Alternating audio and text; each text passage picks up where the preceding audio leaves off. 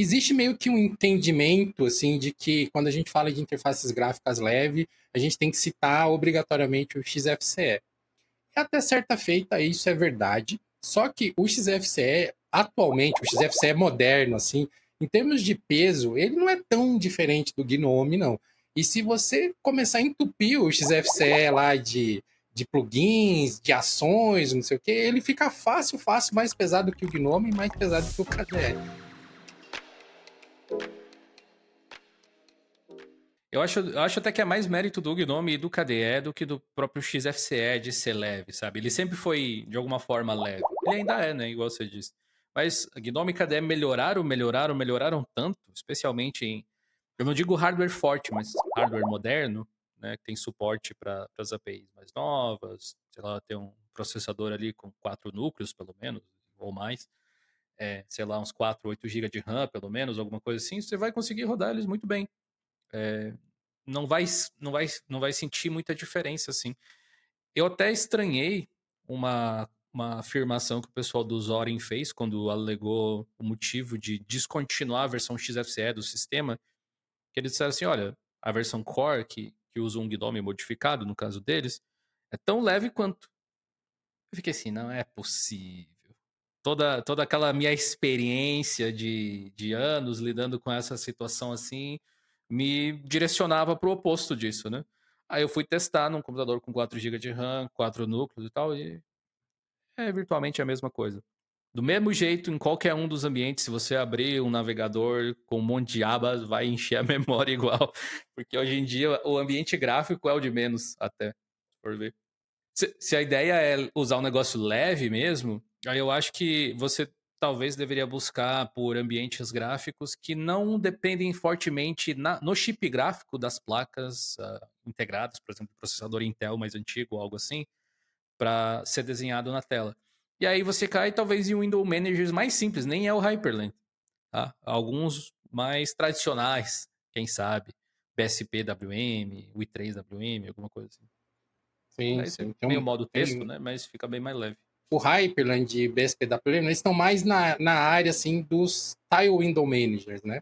Eles Exato. são, eles são ambientes gráficos, mas eles são, por definição, diferentes dos ambientes gráficos convencionais de janelas, como o GNOME e o KDE, porque eles pressupõem que as janelas vão ser automaticamente encaixadas em espaços pré-definidos dentro da lógica do sistema, e elas não vão É. necessariamente estar flutuando por padrão, como no KDE da vida, no macOS, no Windows e tal.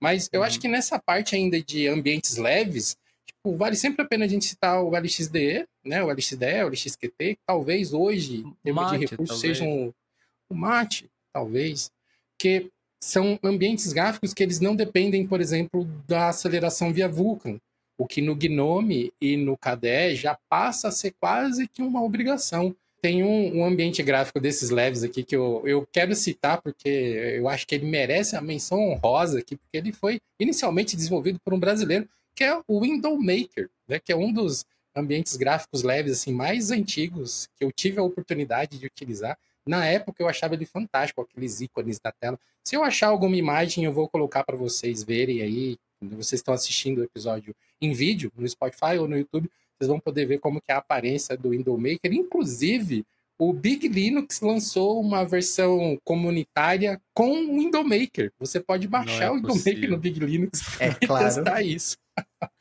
É o Big Linux cada vez mais querendo fazer o que o Manjaro fazia. Acho que a gente conseguiu dar uma boa ideia do que são os ambientes gráficos para o nosso público aqui, quem está ouvindo a gente. Talvez a gente possa até depois fazer episódios sobre ambientes gráficos específicos, talvez os maiores, assim, para a gente debater algumas minúcias, algumas coisas. Mas eu acho que a gente pode abordar agora, meus amigos, uma coisa bem interessante, que são os ambientes gráficos que nós estamos usando no momento. Vou defender o Gnome, em primeiro lugar porque eu não uso.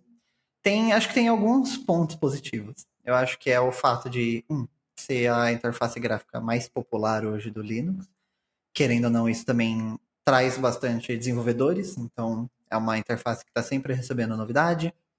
Ela constantemente tem atualizações, né? Tem uma versão nova do Gnome a cada 6 meses. Então, tipo, você sabe que pelo menos 2 vezes por ano você vai ter alguma novidade nela. Aí se você gosta ou não das novidades, depende de cada versão, né? Obviamente. Mas tem, sabe? Não dá pra falar que, não, que vai ficar parado. Uma coisa que eu gosto muito particularmente não é especificamente do Gnome ou Gnome Core, mas o fato de ser uma interface gráfica tão popular tem todo um ecossistema de desenvolvedores em volta fazendo aplicativos pensados no Gnome. Então, por mais que essas aplicações você consiga usar em outras interfaces gráficas, ela, tipo, ela fica ali mais confortável, ela se encaixa melhor quando você está utilizando o Eu vou Gnome. fazendo um paralelo aqui, na verdade, uma pequena tangente. O Cosmic novo, ele parece que vai ser esteticamente diferente em algumas coisas. Eu acho ele bonito até, com até no final, justamente. Tipo, ele não é a coisa mais linda que eu já vi, mas ele é ok, sabe? É o famoso simpático. Feio, arrumadinho. Não, eu acho ele, tipo, esteticamente pleasing, assim. Ele é legal. Só que é o mesmo caso do Plasma. Eu vou instalar... Quais aplicativos eu vou instalar nele? Como que vai ficar os LibAdWriter da vida ali? Sim. Não sei ainda. Não sei se eu vou conseguir relevar essa situação em nome das funcionalidades que ele terá. Mas, enfim. Voltando para a versão... saberemos quando ele sair, né? Não tem jeito. Mas voltando para a versão Gnome do Cosmic, que é a que eu tenho utilizado há 5 anos mais já, eu acho. O que acontece é que ela é o Gnome, apesar de ser um Gnome um pouco mais antigo do que o que a gente tem agora. Então, ele não depende tão fortemente do LibAdWriter, mas ele pode receber temas desse tipo. Funciona bem. E o que ele tem de especial em relação ao Gnome puro é justamente coisas que, na maior parte dos casos, eu adicionaria no meu Gnome. E é o que eu faço, na verdade. Eu tinha instalado o Fedora ontem, até no laptop com o Gnome e o Fedora Workstation, né? E aí eu me peguei instalando algumas coisinhas que eu gosto, tipo suporte para indicadores, uma dock na parte de baixo, que é exatamente como é o Cosmic por padrão já. E aí ele tem opções e configurações integradas ao painel de controle e tal, que facilitam o manuseio desses elementos adicionais que eles colocaram. Tem algumas coisas que eu não me importo tanto assim, tipo a organização diferente que eles têm para as áreas de trabalho virtuais. Por algum motivo, eu que era um usuário muito forte de áreas virtuais, áreas de trabalho virtuais, deixei de usar tanto assim. Ainda uso, mas bem menos comparado com o que era no passado. Nem sei dizer porquê, é uma coisa que naturalmente aconteceu. E eu gosto muito, muito, muito do auto-tiling que eles têm, que é a organização das janelas que você pode ligar e desligar quando você quiser. Então, eu uso muito essa funcionalidade, estou usando agora, me habituei. Você ganha bastante tempo não organizando as janelas manualmente e tal. E acho que essa talvez seja uma das principais qualidades. É tipo um Gnome com uns perks a mais ali, para talvez que facilite a usabilidade. Lembra um pouco mais o layout de um Mac mesmo, talvez.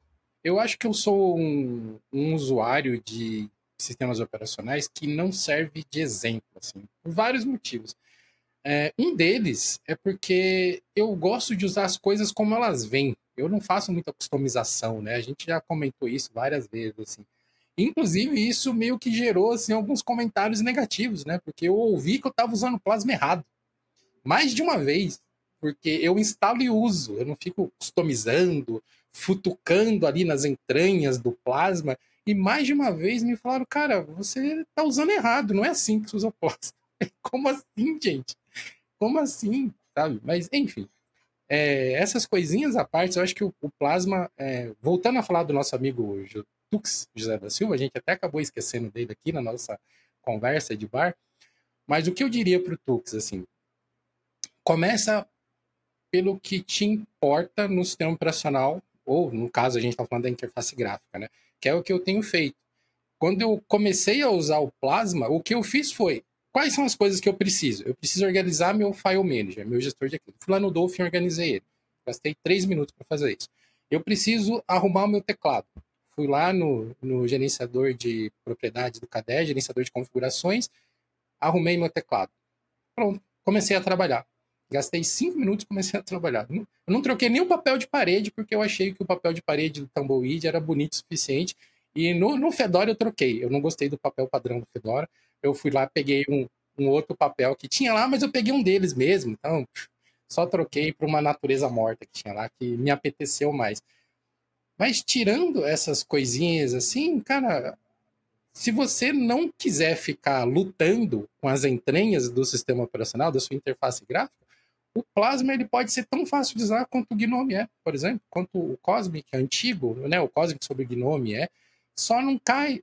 A minha sugestão para o Tux, José da Silva, é não cai nessa de você tem que customizar. Você pode customizar, se você quiser.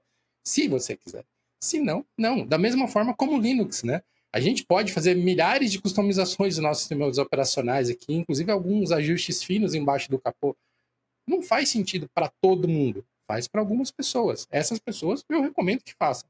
Mas para o público geral, tipo, se eu fosse, sei lá, instalar um Fedora Linux, né, um Fedora com KDE, um PC para minha mãe usar, para minha avó, para minha tia utilizar, mas eu ia entregar a experiência mais padrão possível, porque seria mais fácil de reproduzir problemas caso elas tivessem, eu poderia dar suporte mais fácil do que ficar customizando um monte de coisa que são camadas extras de coisas, de variáveis para você ter que lidar.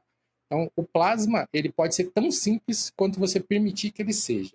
Esse conteúdo que você acabou de assistir é um corte de um episódio do Geocast. Você pode assistir o episódio inteirinho e conferir o restante da conversa clicando nesse card aqui ao lado.